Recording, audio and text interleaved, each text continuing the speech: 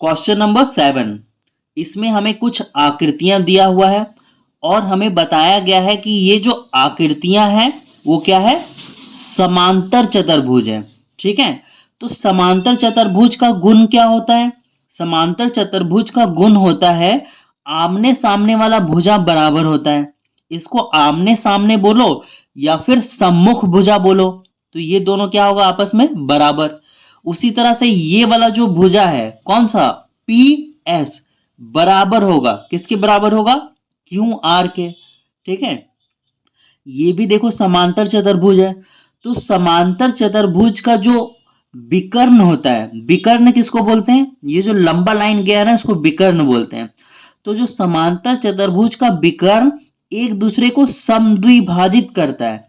समद्विभाजित अर्थात कि यहां से यहां तक का दूरी और यहां से यहां तक का दूरी बराबर होगा।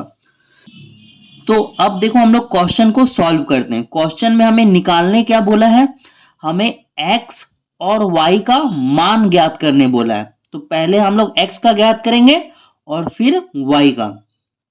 तो देखो सबसे पहले इसमें क्वेश्चन नंबर 1 में देखो यहां पर x है, तो हम लोग क्या करेंगे, लिखेंगे समांतर चतुर्भुज में सम्मुख भुजा बराबर होती है। सम्मुख भुजा, सम्मुख भुजा क्या होती है, बराबर होती है। इसलिए जब सम्मुख भुजा बराबर है यानी कि ये वाला भुजा इसके बराबर है, तो हम लोग लिख सकते हैं 2x बराबर 16। ये भी आपस में क्या होगा, बराबर होगा। तो यहां पे लिख रहे हैं 2x बराबर 16। अब देखो यहां पे क्या होगा, x बराबर 16, ये जो गुना में 2 है ना वो किस में आ जाएगा, डिवाइड में आ जाएगा। अब ये क्या होगा, 2 1 जा 2 और 2 का टेबल में 16 आता है 8 बार में, तो x का वैल्यू निकल गया। x बराबर कितना हो गया, 8। तो यहां पे लिख देंगे x बराबर 8। अब निकालना है y का वैल्यू, है ना। तो देखो y का वैल्यू कहाँ है, y यहां पर है। तो देखो ये वाला लाइन और ये वाला लाइन आपस में बराबर होगा, है ना, सम्मुख भुजा है। तो हम लोग लिख सकते हैं 2y प्लस 1 बराबर 19।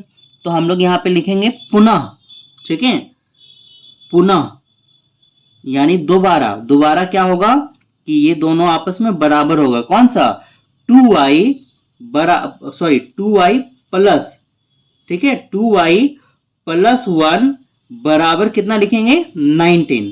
ठीक है, ये वाला। अब मैं इसको ऊपर कर रहा हूं। अब देखो अब क्या होगा कि यहां पे लिखाएगा 2y और ये जो प्लस 1 है ना वो बराबर के उधर जाएगा। प्लस 1 बराबर के उधर जाएगा तो क्या हो जाएगा, -1। ठीक है, तो 2y बराबर 19 में 1 घटाएंगे 18, y बराबर क्या हो गया 18, ये गुना में है तो भागा में आ जाएगा और ये कट के कितना आएगा 9। तो y का भी वैल्यू निकल गया, y बराबर कितना होगा 9। x बराबर 8 निकला और y बराबर 9। तो यहां पे लिख दो x बराबर 8 कॉमा y बराबर 9। ये हमारा क्या है, आंसर है। तो उम्मीद है आपको समझ में आ गया होगा। अब क्वेश्चन नंबर 2 में देखो 7 का 2। तो 7 का 2 में हम लोग पहले x निकालेंगे।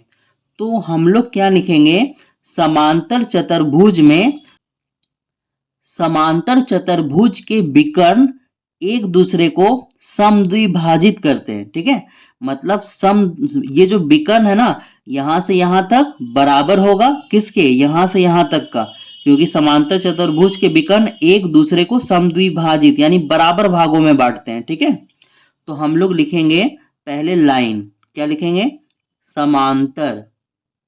ठीक है, यहाँ पे आधा ना मैंने नहीं दिया है तो आधा ना की जगह पे बिंदु दे दे रहा हूं। ठीक है, समांतर चतुर्भुज में या फिर समांतर चतुर्भुज के, समांतर चतुर्भुज के विकर्ण एक दूसरे को, एक दूसरे को समद्विभाजित करते हैं, समद्विभाजित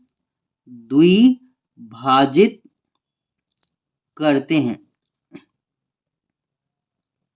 ठीक है, तो हम लोग लिख सकते हैं क्या, 2x प्लस 2, यहां पे लिखना इसलिए 2x प्लस 2 बराबर 12।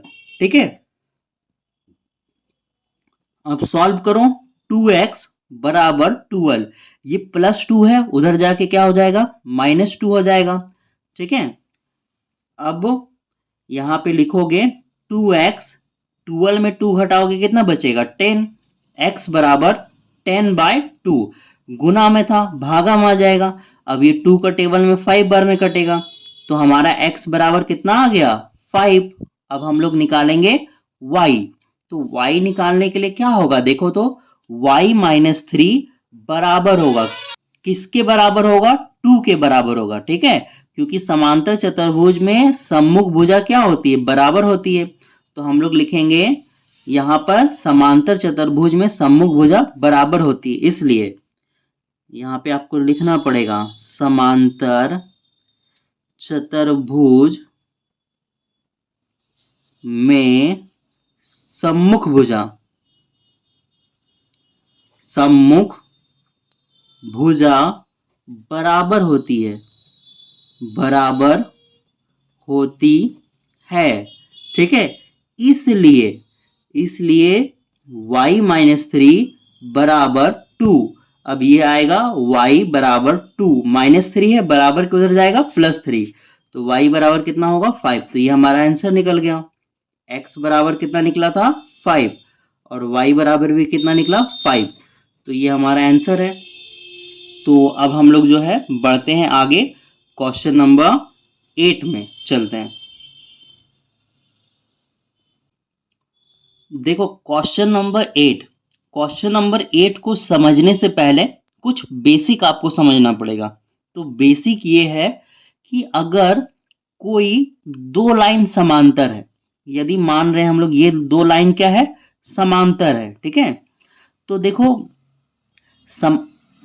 यदि इन दोनों समांतर रेखाओं को कोई एक रेखा काट देती है, तो इस रेखा को हम लोग कहेंगे तिर्यक रेखा। क्या कहेंगे, तिर्यक रेखा। और तिर्यक रेखा के अंतः कोणों का योग 180 डिग्री होता है, यानी कि ये वाला एंगल और ये वाला एंगल जोड़ेंगे तो कितना होगा, 180 डिग्री। इसको हम लोग बोलते हैं तिर्यक रेखा के एक ही ओर के अंतः कोणों का योग बराबर 180 डिग्री। बात समझ में आया। उसी तरह से अगर ये वाला लाइन और ये वाला लाइन समांतर है, क्या है, समांतर, एक दूसरे के पैरेलल, और मान के चलो ये वाला लाइन एक दूसरे को काट रहा है, अब बोलोगे सर काट कहाँ रहा है, तो अरे ये काट ही रहा है, इधर से ये बढ़ेगा, इधर से ये बढ़ेगा, ये एक दूसरे को क्या कर रहा है, काट रहा है।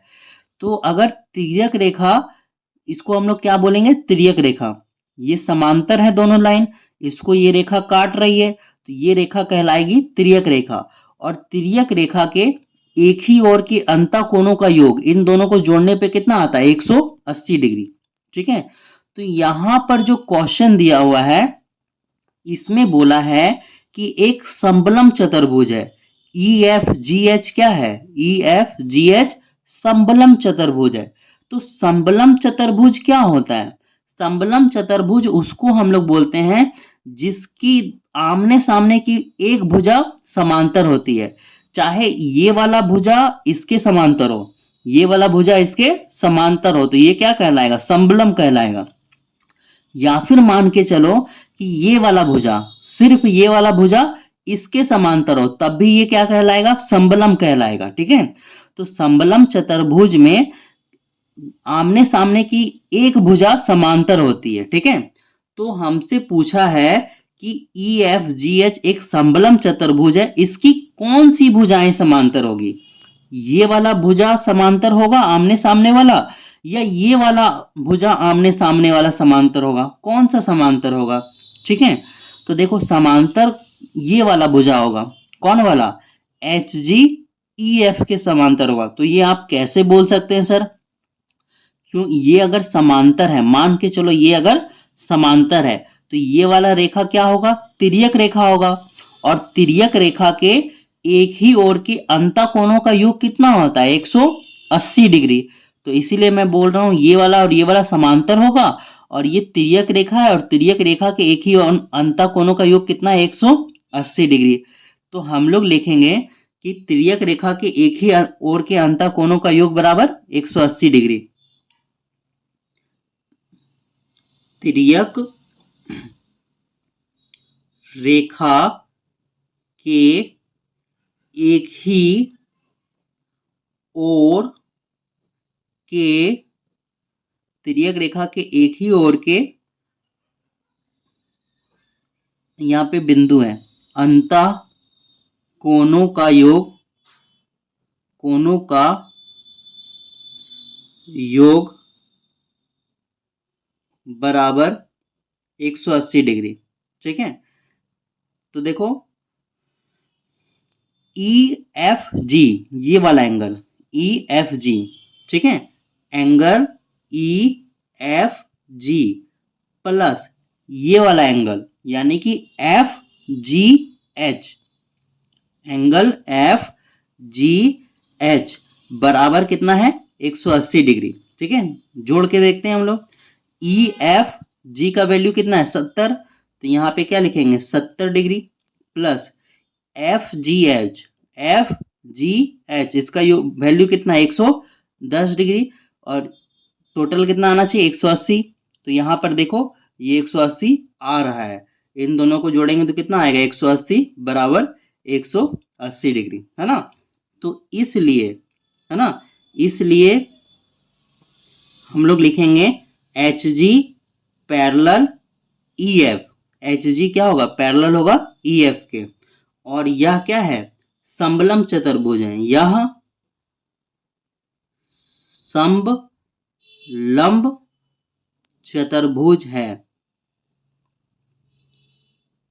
चतुर्भुज है। ठीक है, तो अब हम लोग चलते हैं क्वेश्चन नंबर 9 में। ठीक है, देखो क्वेश्चन नंबर 9 में दिया हुआ है AB पैरेलल CD है। ये AB है ना, पैरेलल है किसके, CD के, पैरेलल यानी समांतर है। ठीक है, ये वाला लाइन इसके समांतर है, तो हम लोग लिखेंगे चूंकि, क्या लिखेंगे, चूंकि AB क्या है, पैरेलल या फिर समांतर है, किसके समांतर है, CD के। ठीक है, ये इसके समांतर है, तो ये जो BC क्या होगा, तिर्यक रेखा होगा। BC क्या होगा, तिर्यक रेखा, इसको हम लोग बोलेंगे तिर्यक, क्योंकि जब दो समांतर रेखाओं को कोई रेखा काटती है तो उसको क्या बोलते हैं, तिर्यक रेखा। तो यहां पे लिखना, इसलिए BC क्या होगा, BC एक तिर्यक रेखा है, तिर्यक रेखा है। ठीक है, तो देखो हम लोग लिखेंगे तिर्यक रेखा के एक ही ओर के अंतः कोणों का योग बराबर 180 डिग्री। ठीक है, अभी हम लोग पढ़े थे कि जब कोई तिर्यक रेखा होती है तो उसके एक ही ओर के अंतः कोणों का योग कितना होता है, 180 डिग्री। तो यहाँ पे लिखेंगे तिर्यक रेखा के अंतः कोणों का योग, अंतः कोणों का योग बराबर 180 डिग्री। ठीक है, तो यहां पे लिखना, इसलिए angle B plus angle C, angle B plus angle C बराबर कितना होगा, 180 डिग्री। B और C को जोड़ने पे 180 आएगा, क्योंकि ये तिर्यक रेखा है और तिर्यक रेखा के एक ही ओर के अंतः कोणों का योग 180 डिग्री आता है। तो देखो एंगल B का वैल्यू हमें दिया हुआ है 105 डिग्री, तो यहाँ पे लिखोगे 105 प्लस एंगल C बराबर 180 डिग्री। तो एंगल C बराबर क्या होगा, 180 डिग्री, ये जो +5 है बराबर के इधर आके क्या हो जाएगा, -5 हो जाएगा। तो ये क्या बना, एंगल C घटाएंगे तो 10 में 5 जाएगा 5, 7 में 0 जाएगा 0, ये 75 डिग्री आएगा। ठीक है, तो ये हमारा आंसर है, एंगल C बराबर 75 डिग्री। तो इसको आप लोग उतार लीजिए। अब हम लोग आगे चलते हैं क्वेश्चन नंबर 10 में। देखो क्वेश्चन नंबर 10 में दिया हुआ है, दी गई आकृति, ये जो आकृति दिया हुआ है ना, उसमें ABCD है ना और EFGH दोनों समांतर चतुर्भुज हैं।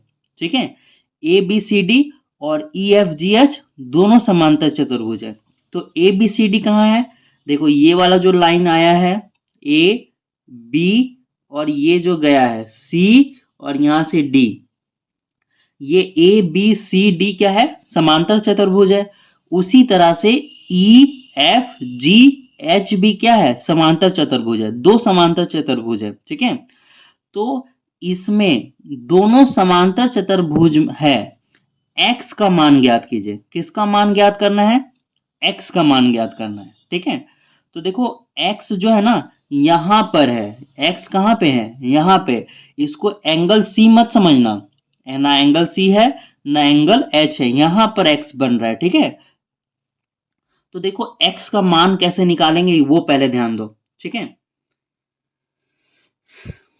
अगर आप देख पा रहे हो तो यहाँ पे त्रिभुज बन रहा है, यहाँ पे क्या बन रहा है, एक त्रिभुज।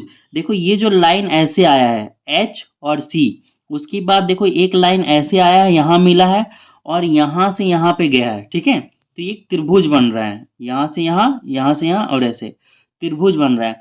अगर हम लोग ये वाला वैल्यू निकाल लें एच का, त्रिभुज का ये वाला वैल्यू निकाल लें और ये वाला वैल्यू निकाल लें, ठीक है, तो फिर इसका वैल्यू निकल जाएगा। क्योंकि त्रिभुज के तीनों कोणों का योग कितना होता है, 180 डिग्री। त्रिभुज का ये वाला कोण जोड़ेंगे, ये वाला जोड़ेंगे और ये वाला, तीनों अंतः कोण का योग होता है 180 डिग्री। तो हमें पहले ये वाला कोण निकालना है, फिर ये वाला, फिर ये वाला, 180 करके निकल जाएगा। तो देखो सबसे पहले ये एंगल सी निकालो, ठीक है। तो एंगल सी कैसे निकलेगा, देखो एंगल सी कैसे निकलेगा, हम जानते हैं ए बी सी डी क्या है, एक समांतर चतुर्भुज है। तो समांतर चतुर्भुज में आमने सामने की भुजा क्या होती है, समांतर होती है, ठीक है। अगर ये दोनों भुजा समांतर है तो ये जो रेखा है ये क्या होगी, तिर्यक रेखा होगी। और तिर्यक रेखा के एक ही ओर के अंतः कोणों का योग कितना होता है, 180 डिग्री। तो ये वाला 130 डिग्री है ना, तो ये वाला क्या होगा, 50 डिग्री होगा। तभी तो इनको जोड़ के 180 डिग्री आएगा। तिर्यक रेखा के एक ही ओर के अंतः कोणों का योग 180 डिग्री। तो ये जैसे 50 डिग्री आएगा ना, वैसे ही एंगल सी कितना हो जाएगा, 50 डिग्री हो जाएगा। क्यों 50 डिग्री हो जाएगा, क्योंकि ये तो समांतर चतुर्भुज है और समांतर चतुर्भुज में सम्मुख कोणों का योग बराबर होता है। एंगल ए बराबर क्या होगा, एंगल सी। हम लोग लिखेंगे सम्मुख कोणों का योग बराबर, सम्मुख कोण बराबर होते हैं, तो एंगल ए बराबर एंगल सी, ये भी 50 डिग्री हो जाएगा। तो त्रिभुज का एक कोण का मान निकल गया। अब देखो एंगल एच निकालना है, एंगल क्या निकालना है, एच। तो ये आसानी से निकल जाएगा, क्यों, क्योंकि ई एफ जी एच समांतर चतुर्भुज है और समांतर चतुर्भुज में सम्मुख कोण बराबर होते हैं। ये जो सम्मुख कोण है बराबर होगा, तो एंगल एफ बराबर लिखेंगे एंगल एच। क्यों, क्योंकि समांतर चतुर्भुज में सम्मुख कोण बराबर होता है। तो ये एंगल एच भी निकल जाएगा। तो ये दोनों निकल गया। अब इन तीनों को जोड़ के 180 लिख देंगे तो एक्स भी निकल जाएगा। तो मैंने पूरा क्वेश्चन समझा दिया है, अब समय है इनको एक एक करके लिखने का, ठीक है। तो चलो सिस्टमैटिक ढंग से इनको लिखते हैं। पहले क्या निकालना है, ये निकालना है ए, है ना। तो स्टार्ट करते हैं, हम लोग लिखते हैं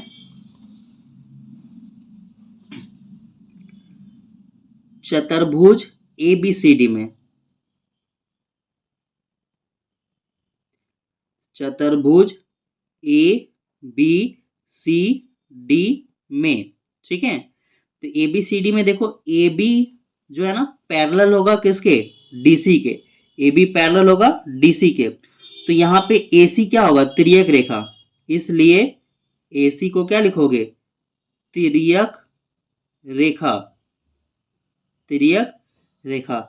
इसलिए तिर्यक रेखा है, इसलिए angle A plus angle D बराबर 180 डिग्री, है ना। तिर्यक रेखा के एक ही ओर के अंतः कोणों का योग 180 डिग्री होता है। तो यहाँ पे रीजन लिखना पड़ेगा क्या, आप चाहो तो यहाँ पे रीजन लिख दो, क्या, तिर्यक रेखा के एक ही ओर के अंतः कोणों का योग 180 डिग्री होता है, लिख दो, ठीक है। या ऊपर में लिख दो, तिर्यक रेखा के एक ही ओर के अंतः कोणों का योग 180 डिग्री होता है। अब देखो एंगल ए उतर गया plus angle D, angle D कितना है 130, तो यहाँ पे लिख रहे हैं 130 बराबर कितना है 180, ठीक है। तो क्या होगा देखो, एंगल ए बराबर 180, ये जो प्लस 130 है बराबर के उधर जाएगा, क्या होगा माइनस 130। तो एंगल ए बराबर कितना होगा, 180 में 130 घटाएंगे 50 डिग्री, ठीक है। अब देखो एंगल ए निकल गया। अब एंगल ए बराबर क्या लिखेंगे, एंगल नहीं दिख रहा है, एंगल ए बराबर क्या लिखेंगे, एंगल सी, क्योंकि ये सम्मुख कोण है, समांतर चतुर्भुज में सम्मुख कोण बराबर होते हैं। तो यहां पे लिखेंगे एंगल ए बराबर एंगल सी, चूंकि समांतर चतुर्भुज में सम्मुख कोण बराबर होते हैं, ठीक है। सम्मुख कोण बराबर होते हैं,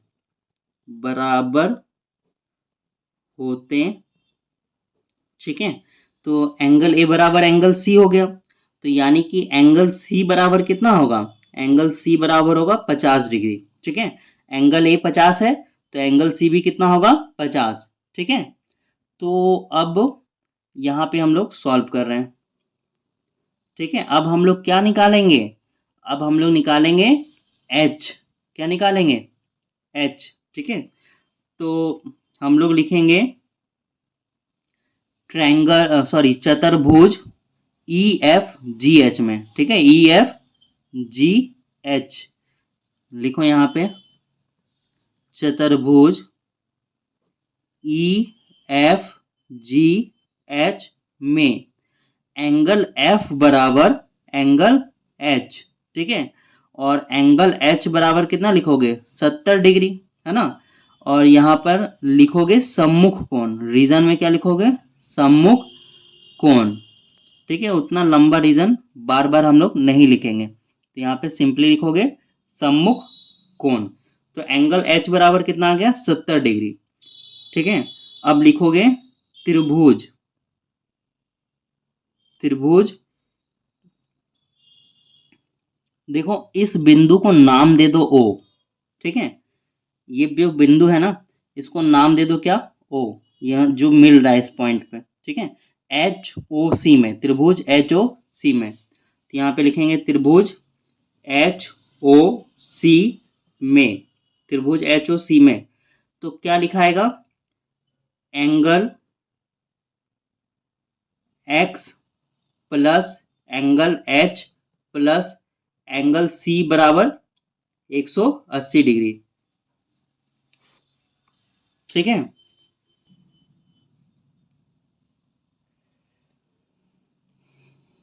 तो यहाँ पर जोड़ना शुरू करो, एंगल एक्स तो हमको निकालना है, ये एक्स का वैल्यू, ठीक है। इसमें एंगल जो है ना एंगल हटा दो, यहाँ पे एंगल मत लिखो, एंगल एच कितना निकला था 70 डिग्री। एंगल सी हम लोग पहले निकाले थे 50 डिग्री, बराबर कितना होगा 180। तो यहाँ पे x प्लस 70 और 50 कितना हुआ 120 बराबर 180 डिग्री। तो x बराबर 180 माइनस 120 बराबर कितना हो गया 60। तो ये हमारा आंसर निकल गया, ठीक है। तो आप लोग इसको उतार लीजिए, x बराबर x का वैल्यू निकल गया 60 डिग्री। तो ये आपको पूरा दिख रहा है ना, तो आप इसको उतार लीजिए। हम लोग बढ़ते हैं आगे 11.3 में।